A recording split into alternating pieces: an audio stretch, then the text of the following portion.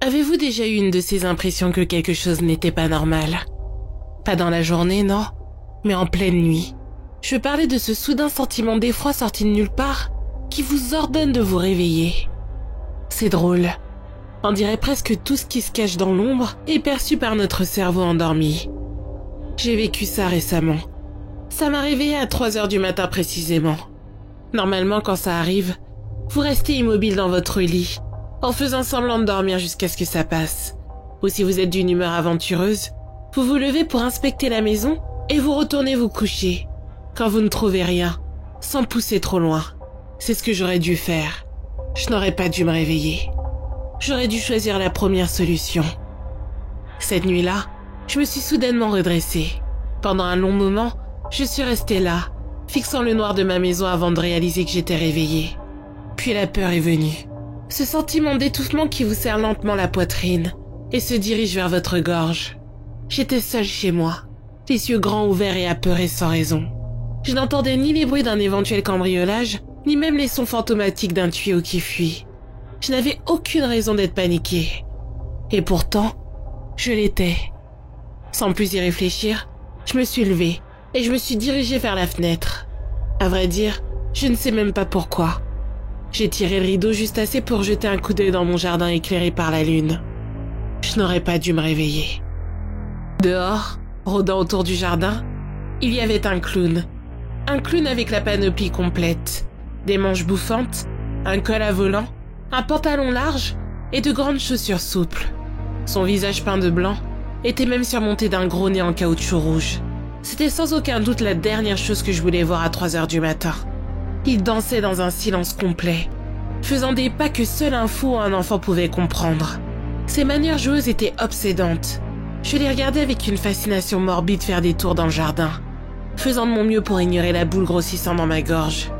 Il bougeait tout autour, s'arrêtant de temps en temps pour jouer avec mes outils de jardinage, pour renifler les plantes. Il a valsé jusqu'à un vieux chêne que j'avais récemment planté, puis il a disparu. J'ai cligné des yeux. C'était impossible. Il a marché jusqu'à l'arbre tout fin, mais il n'est pas réapparu de l'autre côté. J'aurais dû le voir tout le temps vu que l'arbre n'était pas assez large pour le cacher. Mais je ne l'ai pas vu. On aurait dit qu'il avait traversé une porte invisible. Je n'aurais pas dû me réveiller. J'avais espéré que tout ça n'était qu'une espèce de rêve éveillé, car prétendre que rien n'était arrivé était plus facile que la vérité. Le clown est revenu malgré tout. Nuit après nuit, je les regardais danser autour du jardin, et à la fin de chaque nuit, ils disparaissaient de la même manière. Cette nuit, je l'ai trouvé en train de creuser un trou au milieu du jardin. Je ne l'avais jamais vu faire quelque chose comme ça avant, et ma première pensée était qu'il creusait ma propre tombe. Le trou s'approfondissait, encore et encore jusqu'à ce que le bord arrive au niveau de la tête du clown. Une fois sa besogne achevée, il est sorti du trou puis il est resté immobile pendant un moment, jusqu'à ce que sans que je m'y attende, il secoue brutalement sa tête. Mon cœur a battu tellement fort que j'ai eu un goût de cuivre dans la bouche, et j'étais sur le point de refermer le rideau quand je l'ai vu se pencher pour cueillir une fleur. Le clown a mis la tige entre ses dents et a planté fermement la pelle dans le sol, s'étirant et admirant son travail comme un fermier fier de son œuvre. Mon cœur battait encore à 100 à l'heure, mais j'étais incroyablement soulagée qu'il ne m'ait pas vue. Malheureusement pour moi, comme s'il avait lu dans mon esprit, il s'est retourné et m'a fixé droit dans les yeux. Je n'aurais jamais pensé que je souhaiterais un jour avoir une crise cardiaque, mais c'était le cas. Je voulais échapper à son regard. Il a recraché la fleur et a couru vers moi. Il s'est arrêté à quelques pas de la maison, grimaçant un énorme sourire avec ses dents oranges dégoûtantes. Il a pointé du doigt le trou et m'a fait frénétiquement signe de la main, surexcité comme un enfant montrant son dernier dessin. Tout ce que j'ai pu faire, paralysé comme je l'étais, c'était de secouer ma tête aussi fort que je pouvais en disant non. Le sourire du clown a disparu et il s'est gratté la tête, confus. Puis, il s'est à nouveau dirigé vers le trou et l'a pointé du doigt. Je lui aurais bien dit d'aller se faire voir si j'avais pu. Il est resté là un moment, avant de faire un grand geste enjoué, comme s'il pensait que j'allais changer d'avis. Puis, il a valsé vers la pelle et a disparu derrière. J'ai continué à regarder le jardin, les yeux écarquillés, espérant qu'il réapparaîtrait comme la dernière fois. J'ai prié silencieusement, jusqu'à ce que j'entende la porte de mon armoire grincer en s'ouvrant. Je n'aurais vraiment pas dû me réveiller.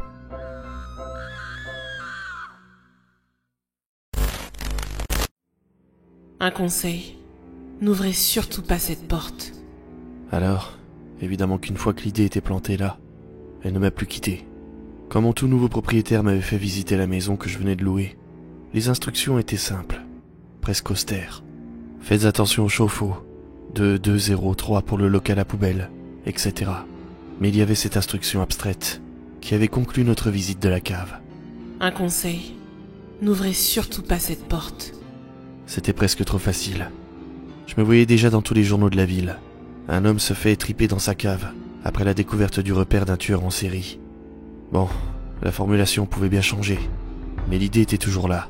Je me suis toujours trouvé suffisamment malin pour esquiver les problèmes. Et je n'allais pas commencer à tenter le diable aujourd'hui. Alors non, je n'allais pas ouvrir cette porte. Les premiers mois dans la maison se sont déroulés sans problème. J'ai même invité quelques copains, et je ne manquais jamais de leur rappeler cette obscure instruction. Mais bien sûr, la machine à problème que j'appelle communément mon cerveau s'est vite mise à dérailler.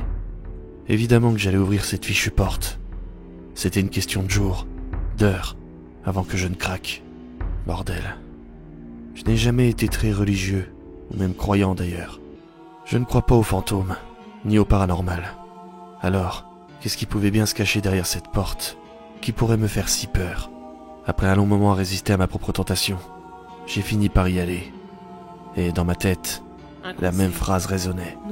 J'ai avancé dans la cave, baissant la tête pour éviter les planches. Tout était précis dans mon cerveau. Je me souviens encore du pull bleu que je portais, de l'ampoule qui se balançait mollement au centre de la pièce.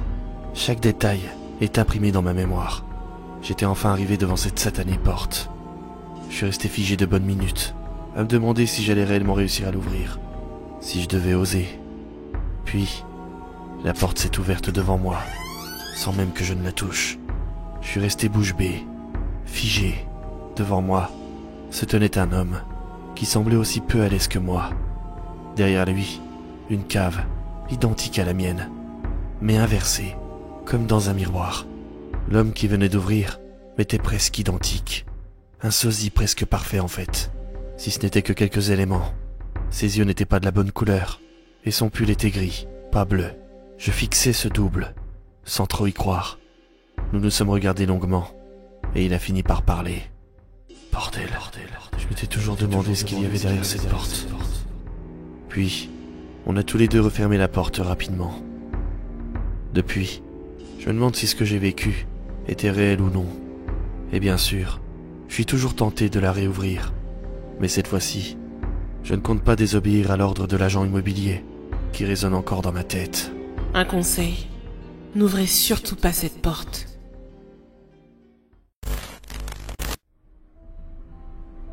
Il existe une certaine route près des Everglades en Floride.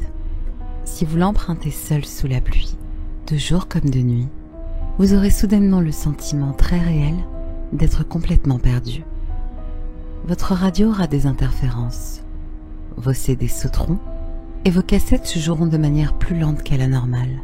Si vous essayez de trouver une carte dans votre voiture, elle aura mystérieusement disparu. Si vous continuez à avancer sur cette route pendant plus d'une minute, vous constaterez que vous ne pouvez pas faire demi-tour et que tout ce qui se trouve derrière vous est dans l'obscurité la plus totale. Il n'y aura pas d'autre voie ni d'autre voiture. En maintenant ainsi votre cap, vous arriverez à une bifurcation sans panneau indicateur. Au milieu de celle-ci, il y aura un homme, couvert de la tête aux pieds, de diverses pièces de vêtements. La seule peau visible sera celle autour de ses yeux qui seront vert vif. Vous devrez sortir de votre voiture, mais ne coupez pas le moteur et ne fermez pas la portière derrière vous. Approchez-vous de l'homme, mais arrêtez-vous à au moins 1 mètre de lui. Vous devrez rester là sans faire de bruit, en attendant qu'il parle le premier. Si vous brisez le silence avant lui, vous vous retrouverez à nouveau sur la route principale et vous mourrez dans les 24 prochaines heures.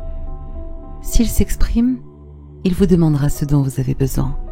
Dites-lui que vous avez besoin de savoir quelle route vous mènera à votre destination. Il s'enquérera ensuite de ce que vous lui offrez en échange de son aide. Si vous lui proposez de l'emmener, lui et votre voiture disparaîtront et vous deviendrez le nouveau gardien de la fourche. Si vous lui offrez un parapluie, il le prendra et vous poignardera dans la poitrine. Si vous lui offrez votre amour, il prendra votre cœur encore battant et le mangera, vous condamnant à marcher sur la terre sans cœur, rendu fou à cause de la douleur et de la perte. Vous devez lui offrir votre loyauté et vous agenouiller devant lui. Si vous faites cela, il fermera les yeux et s'inclinera en retour, tendant la main vers n'importe quel chemin qui vous ramènera en sécurité. Mais si vous essayez de le fuir, vous serez mort avant d'atteindre votre voiture et votre corps sera retrouvé à l'intérieur de celle-ci, au fin fond des marais des Everglades.